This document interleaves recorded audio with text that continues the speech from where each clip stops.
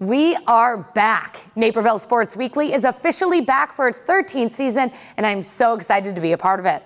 Hello to all the returning varsity players and to the new varsity athletes. I'm Allie Coletta. As always, before the fall sports season gets completely underway, we have the football preview show.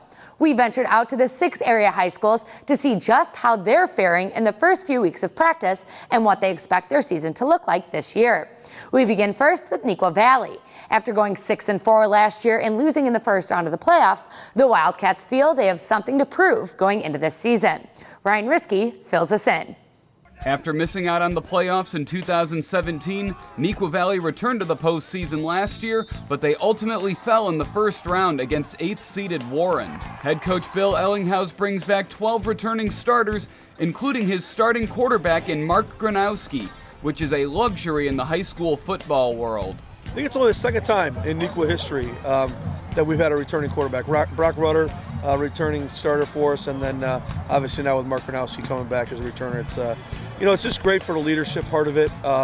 He does make good decisions and he's doing a great job. But as far as leadership, the kids immediately know who to look up to. So that's been good. That's been a real positive for us. Having a returning signal caller is huge for the offense, but one big loss this season is running back Will Chevalier, who could literally do everything. Losing a dynamic playmaker like that will put an even bigger load on the strong arm of Gronowski.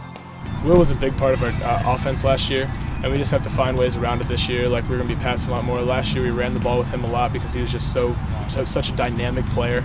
We're going to be passing the ball a lot more this year, and we're going to still run the ball, but it's just going to be a different style of running game this year. Coach Ellinghaus is looking for more consistency from the offense, particularly in the red zone, which was something that plagued the Wildcats during their playoff loss to Warren. They're a great defense last year, and things that we got to just take away from that game is just how good these top teams in the states are, and then we just got to execute on the offense, and just whoever makes the least amount of mistakes in the playoffs wins the games. And sometimes you just got to make the plays. The Wildcats also bring back a lot of experience at the skill positions on the offensive side of the ball, with senior wideouts Patrick Hoffman and Sean Larkin, along with tailback Armani Moreno. Having those playmakers return allows the offense to build off of last season's success. So far, I feel like it's going along pretty well. All the receivers have good connection with Mark, and all our routes are looking crisp, and our addition with Garrett and then Greg Turetsky, who's a junior this year, he'll be a big help with us this year on the pass game. While they have plenty of experience on offense, the defensive side of the ball is a different story, with only 3 returning starters from a unit that forced 18 turnovers last season. Our defense has been a real positive for me. I knew we had a lot to fill defensively. I knew how good our sophomore team was, but we're filling a lot of spots from last year. With junior kids coming up, as well as seniors that were right on the cusp last year, ready to go. And it's a credit to our defensive coaches and a credit to our scheme that we're able to kind of plug and play. And we plug new guys in, and our defenses look very, very good, I think.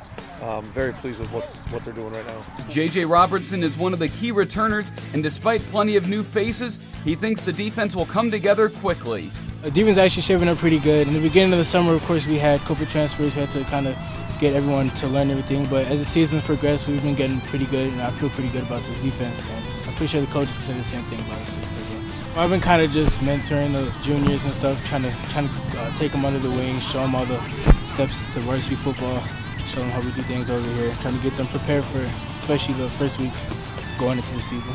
A key addition this summer has been Mattia Valley transfer Jack Belskis, who fit in immediately and developed a presence, strengthening the linebacker position and helping out the run game. Defense is shaping up really well. Practicing against a good offense. Everyone's getting along. Got some spots to fill, but those spots are being filled by good players, and I think we'll be pretty good. With both the offense and the defense coming along nicely, we take a look at the Wildcats' schedule, which features 6 away games. After hitting the road to start the season, they host perennial contender East St. Louis in Week 3. Week 6 features a tilt with Naperville Central in a game that could have big implications on the conference champion. To close out the season, the battle-tested Wildcats hit the road in 4 of their final 5 games. With one of the toughest schedules in the state, Ellinghaus won't let his team get ahead of themselves and is solely focused on Week 1. Lombard North's our team. we gotta do everything we can to prepare against Lombard North. We can't look by anybody.